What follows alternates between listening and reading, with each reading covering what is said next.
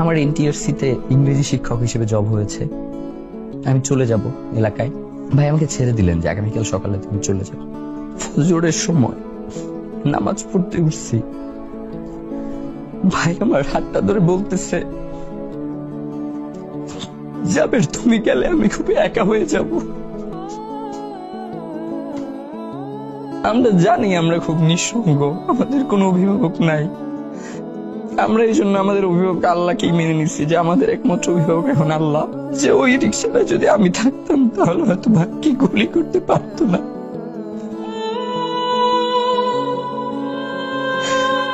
এই যে এত কিছুর কথা বলা হচ্ছে, প্লিজ ভাই আপনারা কেউ একবার বলেন শহীদ ওসমান হাদির হত্যার বিচারটা করবেন, আমরা কেউ রাজপথে গিয়ে দাঁড়াবো। এই মানুষটার বিচার হবে না, এইটা কি আমরা কোনোভাবে মানতে পারি বলেন ভাই? তিনি তো ইলেকশনটাই করতে চাইছিলেন।